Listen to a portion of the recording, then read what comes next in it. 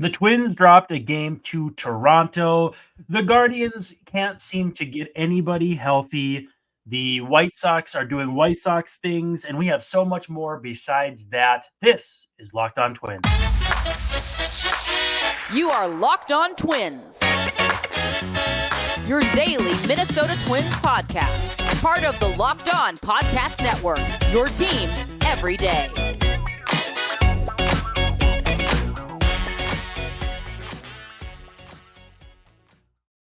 Hello again, and welcome back to Locked On Twins. I'm your host, Brandon Warren, and you can unfollow me on the tweets at Brandon_WARNE. And I'm joined by Mr. Dave Brown at Answer Dave Brown on the tweets. Dave, how do we do today? We're doing okay, Brandon. If I could do like a technical inside baseball for a moment and ask you a question. If the theme doesn't play on my screen, which it usually does, but it did not that time, is that a sign of something bad happening? Well, I don't have my 8-ball handy, so I am not sure. My guess is no, but It's never happened before. I've always heard the theme song and seen the graphic. Didn't this time. Well, so you were hopping along like it was going on. I was very envious. Yeah, because we can see each other for people who don't know. And I was dee-doo, and all that. Rumor that the music could be changing soon. Just keep that in mind. But I heard that. Thanks for making Locked On Twins your first listen every day. We're free. We're available wherever you get your podcasts. We're also on YouTube, where you can see our smiling, shining faces. We love to see you there, being active in the comment section. Thumbs up, subscribe, high five, you name it. We've got one listener who literally puts a thumbs up emoji in the comments every time. And you know what? The algorithm likes it. So thank you so much for that. Today, we have all kinds of fun, different things, some Twins related, some Twins adjacent, and some just fun to talk about. Dave, you actually kind of put together our format today, so I'm very appreciative of that. But before we get in to anything that you came up with, let's talk about today's game. For like the fourth day in a row, Twins offense looking kind of shaky, behind 3-0 early, and drop a 5-1 game to the Blue Jays. Are these the dog days? You know how we have dog days in like August? Are these the dog days of the Grapefruit League? Yeah, well, I mean, what would be the proper colloquialism or like adjustment for that? Because I feel like there's a overripe fruit pun in there somewhere. Stinker. Yeah, so couple hits for Jeffers, couple hits for Julian, and that is it. Let me see if I can do some math here. So if they were 4 for 28 and you take out the guys who went 4 for 5, 0 for 23 for the rest of the team. Now only 3 strikeouts. So this is the kind of baseball that Jeff Fry wants to see. Lots of ground outs, a lot of jam shots, and Don't lots bring of him up. Well, anywho, Dan Vogelbach 0 for 4. Tough day for my doppelganger.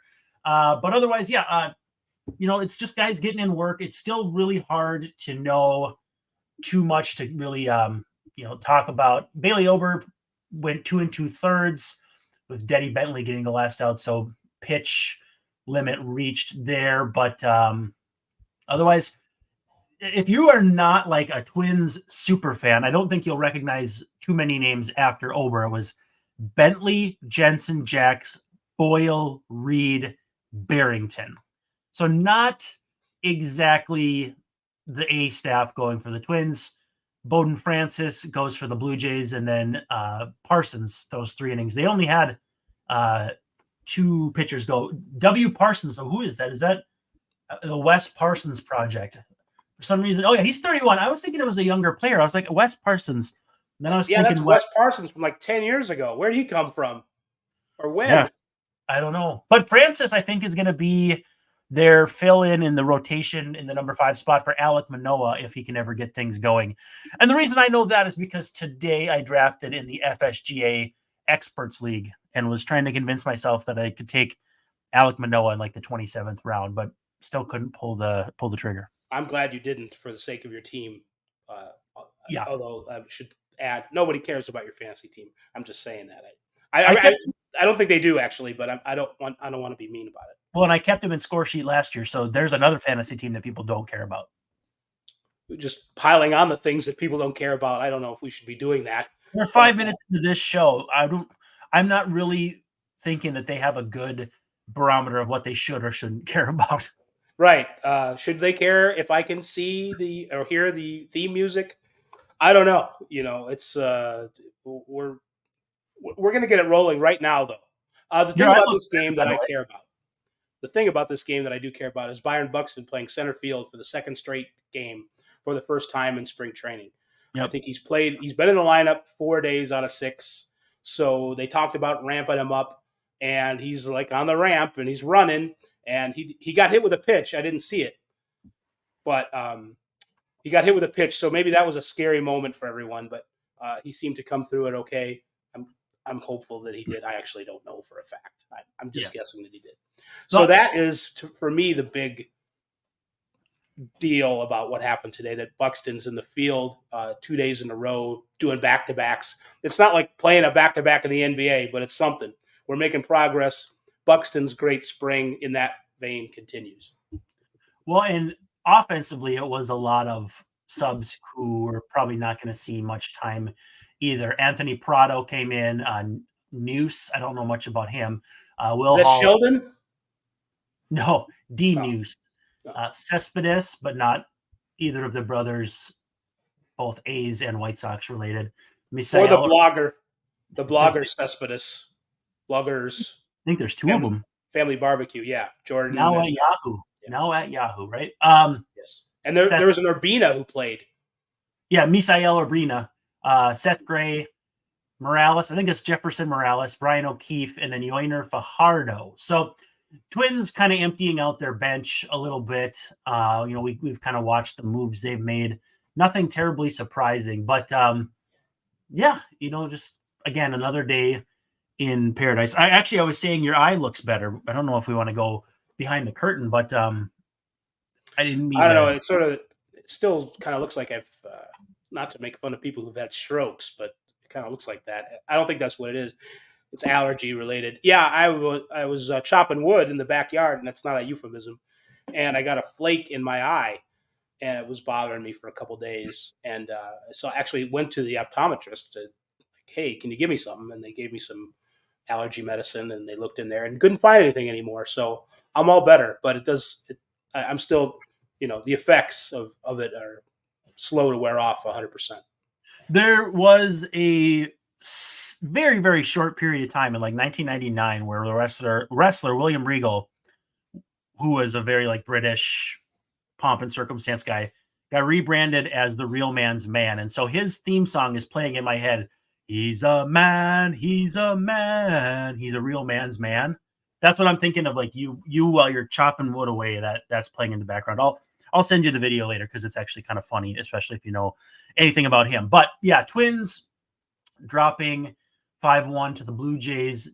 Not so much to take away from this, just another game where Twins 1 for 2 with runners in scoring position. Eddie Julien with RBI single. Just the offense not doing that much right now. Again, we're not saying sound the alarm. We're not saying it's over. Just making an observation. Yes, the season is over. We're cashing in. The Twins should go home. But they can't go home yet because they got to play Spring Breakout, which is this weekend in Major League Baseball. There's a bunch of teams, actually all of them, are playing their top prospects in a game against another team. The Twins are playing, who did I say? The Rays, I think. The Rays, yeah. It's not the crosstown Fort Myers Red Sox. The Red Sox are playing the Braves. But they're playing the Rays on Saturday. So we won't have Walker Jenkins in that game, though. He was going to be featured significantly. But he's got a bit of a quad. Is it a quad? Yeah, he's got a strain in his quad, which right. And that actually kind of makes me wonder, like, as much as I want to see these guys, is there much like risk in doing this? I mean, I don't know. I mean, there's a little bit extra risk because it's baseball and it's kind of risky. But I think it's late enough in the spring training game. Although, do the minor leaguers, they report earlier than they used to? I remember minor leaguers, it's like they wouldn't even report until the major leaguers were done. But now the minor league season begins parallel, I think, to the big league season. Yeah, it used to be like 10 days later. Yes. Yes, and so they've been at it a while. So I don't think there's like too much of a risk of everybody being too hype for the spring breakout, and I think they'll be okay, generally speaking. Of course, what will happen? 3 people will get hurt. So maybe you're right after all. Looking out for the guys. Well, we did say something about Matt Wallner needing to get going, and he hit a home run. So we do really have to be careful with how we wield our power. Let's take a quick second. We got a couple sponsors we need to thank when we come back. I want to ask you a little bit more about this breakout, the spring breakout, and then we're going to talk about some AL Central Twins adjacent things that are going on that are making this division look like it's going to be even worse than I thought. But first, let's give some love. Hallelujah. Amazon Fire TV is the place to be if you're looking for sports, live games, highlights, in-depth analysis, you name it, they've got it. It offers amazing viewing experiences with smart TVs and dumb TVs alike. You just got to get a Fire Stick if you don't have a smart TV. But you can plug that into your TV, and it will provide access to millions of movies and shows, as well as free and live television, whether it's opening weekend for baseball. They've already shoved off for overseas. They are rip roaring ready to go. We're going to have very real baseball very soon here coming up, or the college basketball tournament. We're going through conference tournaments right now. Selection Sunday is not far away. No matter what you're looking for, you are going to want to have a Fire TV. Fire TV recently created Fire TV channels to deliver a constant supply of the latest videos from your favorite sports brands, all for free, including us here at Locked On, and most of the big pro leagues and college conferences as well. Fire TV channels let you dive into all of the game analysis, insights, highlights, anything you need to keep up to date on all the latest in the world of sports. So March Madness, MLB, NBA coming down the home stretch, NHL, if that's your thing, they've got it, and so much more. Not to mention great news, entertainment, gaming, travel, cooking videos, and much, much more. So to check out the Fire TV channels on Fire TV and the Alexa device. If you have not checked out Fire TV channels, you should. Trust me on this. To learn more, visit amazon.com/lockedonfiretv. And we also have to give some props to FanDuel. You can say goodbye to busted brackets because FanDuel lets you bet on every game in the tourney. I don't know if I need to say goodbye to busted brackets. I think I may just cut out the middleman and not even do any because it's not good. But you can bet again on every game of the tourney, whether you're betting on a big upset, you got one of those 16 ones in your pocket that you think is going to be a big deal, or if you want to just go chalk all ones to the Final Four, it's time to go dancing on America's #1 sports book. Right now, new customers get $200 in bonus bets with your first $5 bet winning. So $200 to use on point spreads, money lines. You can even pick your champion. If you've got someone you really like, now's the time. Just visit FanDuel.com/lockedon and bet on college hoops until they cut down the nets. Again, FanDuel.com/lockedon and bet on college hoops. Can I give a piece of advice about that, related to that? Yes. People out there, don't bet on DePaul to do anything in the tournament because they're not there. Aren't they like 2-27 this year? You're close. They're done. They just ended last night. They played their last game in the Big East tournament, that first game too, and they finished 3-29.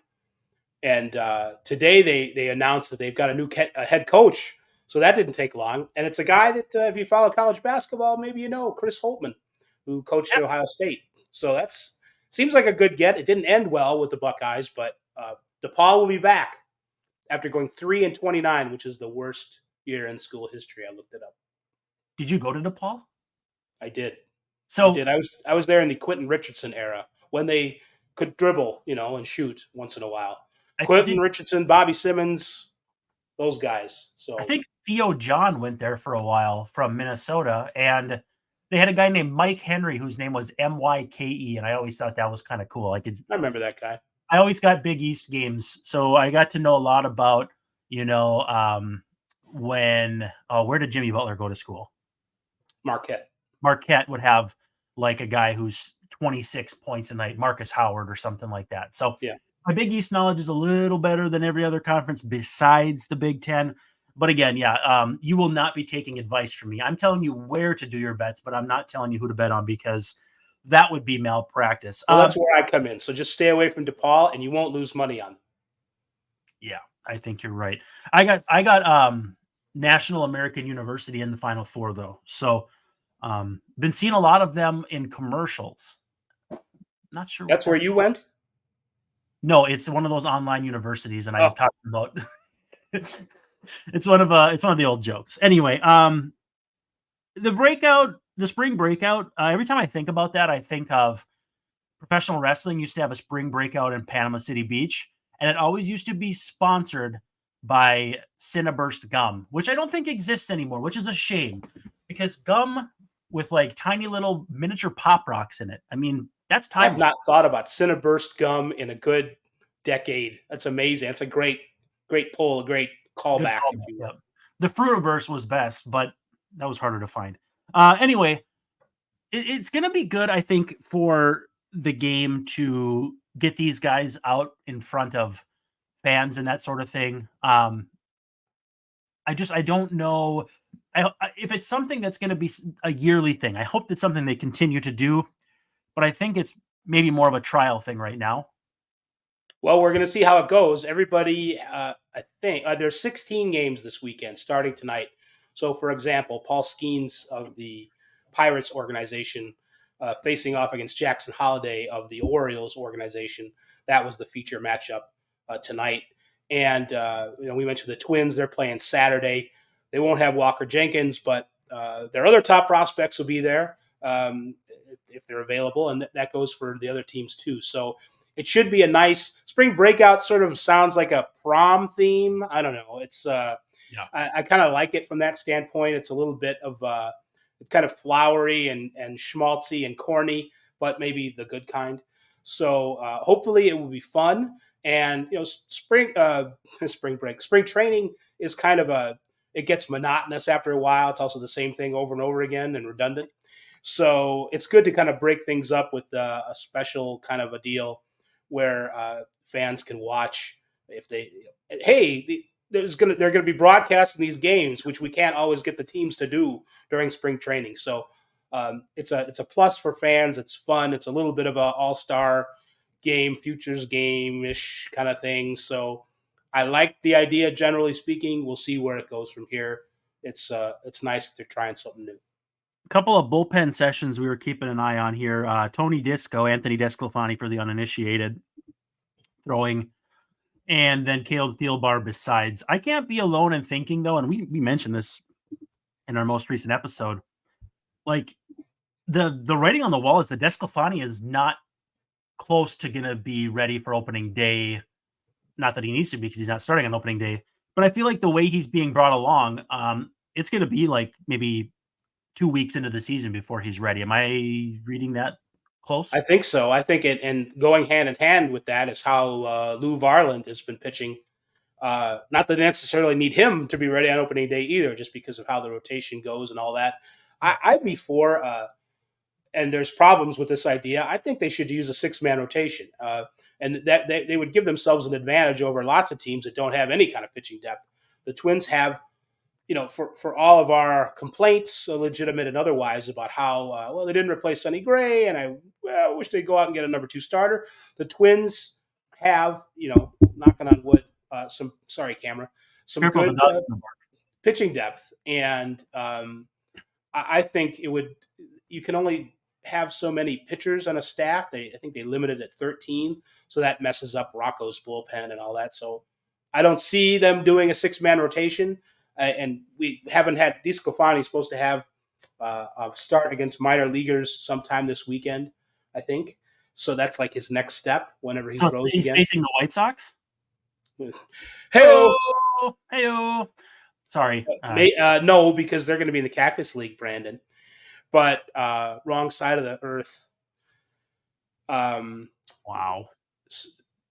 So what was I doing? What was I saying? Oh, I don't think we'll actually see a 6-man rotation. That the Twins have talked about it before, or people have talked about it around them, and they say, hey, we might be open to that. This isn't other seasons like last year, and it didn't really happen.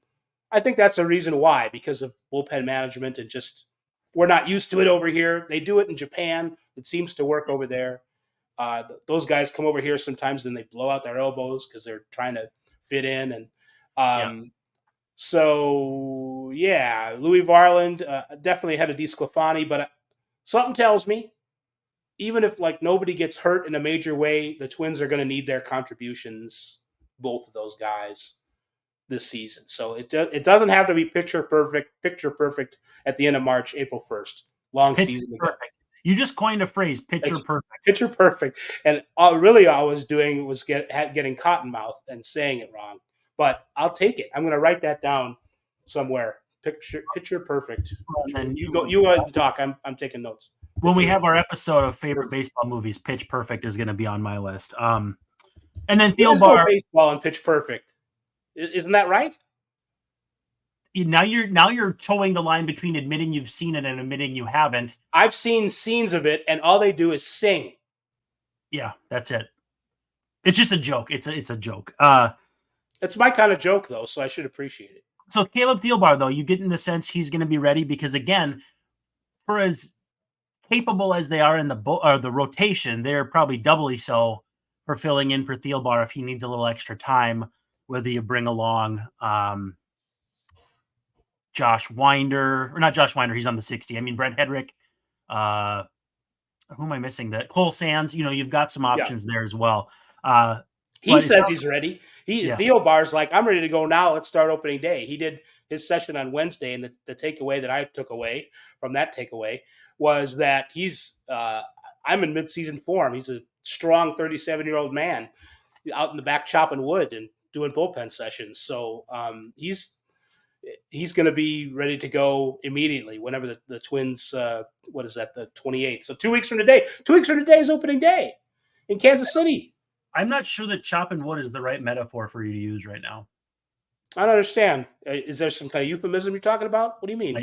Hey, let's take a quick second. We'll talk about PrizePicks. We'll come back. We'll come home. We'll talk about the AL Central, which is basically a MASH unit right now. So, when I found out what the words were for that, it made me really sad. Anyway, we'll be right back. PrizePicks is North America's largest daily fantasy sports platform, and it's easy. It's the most exciting way to play because it's just you against the numbers. Do you see the numbers in the room with us right now? Because if you do, you are on PrizePicks. Instead of battling thousands of other players who are gaming the system, who are using algorithms, who are just flooding the system with entries, it's just you and the numbers. You pick more than or less than 2 to 6 on 2 to 6 player stat categories, and then watch your winnings roll in. You can either have demon picks or you can have goblin picks. Demon picks are marked in red. They are scarier, but they accelerate your heartbeat and your earnings. So you get up to 100 times your money. That's $10 getting you 1,000. So you got to take the scary route, but it can really, really pay off. But if you're more conservative, if you're more cautious, you can always choose a goblin pick marked in green because it helps you keep the green and stay in the green and land consistent victories. The payout is less, but the odds of keeping your winning streak going, much, much higher. So if you're into the NBA, you can pick more than or less than on everything from 3-pointers to turnovers committed. I was trying to see how he was going to do turnovers committed here. And for spring training baseball, you betting degenerates, you can pick on more than or less than on strikeouts, first inning runs, all kinds of fun stuff. Download the app today, enter code Locked On MLB, and you'll get a first deposit match up to $100. That's Locked On MLB, all one word, all lowercase, and get that first deposit match up to $100. Join PrizePicks today. Pick more, pick less. It's that easy. Do I have a future as a mime? No.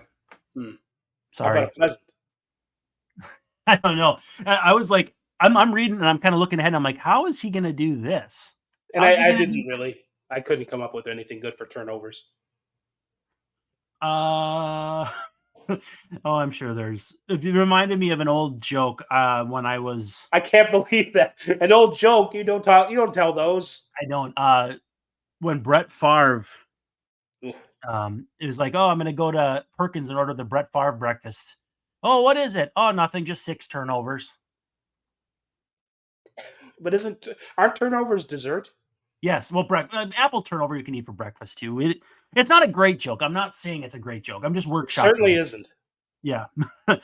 The Guardians have been struck by the injury bug. Trevor Stephan, I believe, is having TJ. I think that came out later in the day. Gavin Williams dealing with elbow soreness. Sam Hentges, I don't know if you know this, but he's from Minnesota. Oh, Went to Mounds View on the east side of the city. Has a finger issue. And then one that I pulled out too is Daniel Espino is dealing with a shoulder, like a bad shoulder. And from MLB Trade Rumors, it's actually one of the top prospects in baseball previously, missed all last year with a capsule tear. And he had a second procedure on Wednesday, to repair new capsule damage as well as his rotator cuff. And he's expected to miss the entire season. That is like the pitcher's version of a widowmaker. what a gut Like, punch. That's just so awful. bad. Horrible. And like, even if you are an ardent, like big Twins fan, like you want the best, you want to be the best, you have to beat the best. It's like Ric Flair used to say, former Minnesota resident. The Twins, while they will benefit from this, it sucks, man. It sucks. Twins fans that I noticed certainly don't talk like that, though. They're like, oh, yeah, Bieber's hurt. Well, that means Pablo's got a free clear to the Cy Young, So, I mean, but yeah, you're right. As soon as you start talking about how everyone's hurt, that karma comes back on you. So let's not even go there. But with that said, I saw one of the Guardians fans that I follow on Twitter said his projected rotation was Tanner Bybee, Hunter Gaddis. Number Gaddis. Number Wow. 3 was Gavin Williams throwing left-handed. Hmm. I don't remember who number 4 was, and then number 5 was literally Brian Shaw. And I was like, I like baseball fans who can laugh at themselves because I don't know, we're all in the same boat. They borrowing him from the White Sox. I think he's in their bullpen. Gosh, that bullpen is it's pretty scary. But yeah, so lots of pitching injuries on the Guardians front. Not an injury, although it will be self-inflicted, is Michael Kopech to the bullpen for the White Sox with renewed potential for the team to sign Mike Clevenger. Ugh. Yeah, I heard the Yankees were sniffing around Clevenger too. Gross. So yeah, I suppose. Yeah, I'm not a big fan of his either, but desperate teams will do desperate things sometimes when there are injuries like that. So, and the White Sox, Kopech, I don't know like whose fault it is, if it's anybody's fault, but Kopech came to the White Sox as a top prospect in the Chris Sale trade, and he has just not developed. And I think that was Chris Getz's job formerly before he became general manager. This is years ago, so I don't know, like if it is indeed his fault or whose fault, if it's anybody's fault. But I don't know that Kopech has the, his stuff. He's got good stuff, but he doesn't have command, and that could be a complete disaster in the bullpen. But you can't spell White Sox without complete disaster. So they're going to give it a shot. Hopefully he catches fire, not literally, and they trade him in some kind of Dylan Cease, but not as much package at midseason. He can always fall back on the bar that he opened this offseason. Yeah? Did he do that? I wish people who are listening could see the face you made for that. I'm like listening to you, and I'm like, he's just cooking here. He's got some great points, and I'm gonna just absolutely torpedo it with one of the dumbest jokes you could ever imagine. I was disappointed in myself that I didn't know Kopech had opened a bar, which he hasn't done. You're just making a joke, but that's where my head was. But former Twins right-hander Pat Light has opened a bar though, and I think he's almost like the real life version of Sam Malone, even down to the fact that like he pitched for Boston or was in the organization. Yeah. And so he does have one. It's not called the Kopech Cabana, and I don't think it's called anything light either. But anyway. Is it the first time you've used that phrase, Kopech Cabana? It's growing on me a little bit, like some kind of disease. I could see the Twins trading for him as like a, hey, let's see what happens here. But they've got so many relievers. I just love guys who throw the crap out of the ball and have issues. Speaking of another injured Guardian pitcher is James Karinchak too. So There's more? When did he get hurt? I think he's been dealing with something. He's not certain to be ready for opening day. Okay. Beyond that, Adam Duvall finally has a landing place. I know we talked about him pretty much all off season long as a fit for the Twins. They go the route of Manuel Margot, Duvall back to the Braves to platoon with Jared Kelenic. It sounds like For now. that could be until he just takes over left field. By sheer force of will, sheer tyranny of will. He just knocks him over and says, all right. Sheer dearth of OPS. I live here now. This is mine. Hey, don't forget about Kyle Farmer's taco truck. Hey, yeah, we got a minute to go. Kyle Farmer, from winning the egg toss that was on the Diamond, he used his winnings to cater a taco truck. I saw a few different people. I think Molly Morrison tweeted it from MLB, Betsy and then a few others. And what's that? Betsy. Oh yeah, Betsy Helfand. Love Betsy. Yeah, interesting idea. I don't know what else to add to it though. Well, yeah, he and there's good video of this egg toss. Isn't there in the Twins Diamond? Yeah. Yep. So if you want to see it, it's kind of fun. That's probably the best part of that video. It's a pretty good documentary series that you can watch on YouTube. Yeah. So Farmer and it was Lewis. They were teammates, and Rocco ended up donating their winnings. So they won. The idea was the players won, and then the managers and the coaches got rich. But then Rocco donated, and then Farmer covered the rest of the deal for the taco truck for everybody. Hey, if you're going to a taco truck, what are you getting? Me? Yeah. Probably heartburn. All right, fine. Was that your joke? No, there was not something of a joke. I'm pretending that we're going to the Kyle Farmer taco truck, and what are we ordering? Come on, I'm hungry. Probably my go-to at Taco Bell is like one of those boxes that gives you Taco Bell. You go to taco truck is where you can get authentic Mexican. We have totally blown past our deadline, but that's okay. No, we do have a place here, an authentic place. It's actually a drive-through authentic Mexican place, and it's really, really great. And they have this thing called Pollo Loco, and it's the crazy chicken. And it's like a log of rice, like not a real log, but like a long shape of rice with queso, shrimp, and grilled chicken, and then fajita vegetables. Incredible. Can't recommend enough. You had the birria, I believe it's pronounced. It's beef. I don't know. I had one that was a steak that was cut in half and like hammered out. That was really good. But this is like beef, like an Italian beef or a cheesesteak kind of beef, where and you have au jus. It's like an Italian beef sandwich meets a taco. It's nice. It's amazing stuff. That's what people should go eat right now. All right. Well, that's where I'm headed next. Thank you all, though, for hanging out with us. We'll be back sometime soon. I think probably tomorrow. We'll see what we have to talk about here. But Twins giving us at least a little bit to talk about this spring, and so is the rest of the division, which is more fun to be on this side of than on the other. We're going to hammer the heck out of them. I was going to say hell, but I didn't. The White Sox are going to get theirs. They're going to lose about 117 games. I was going to say 40 and 112. That's not right. That's 122. Yeah, maybe there'll be a lockout. I don't know. They'll do the reverse 2001 Mariners. Ooh. Or Ichiro. I don't have a joke for that. Anyway, well, that's all we have. We ran way over our marks, but we thank you so much for hanging out with us. This has been Locked On Twins. He's Dave Brown. I'm Brandon Warren, and we'll see ya tomorrow night.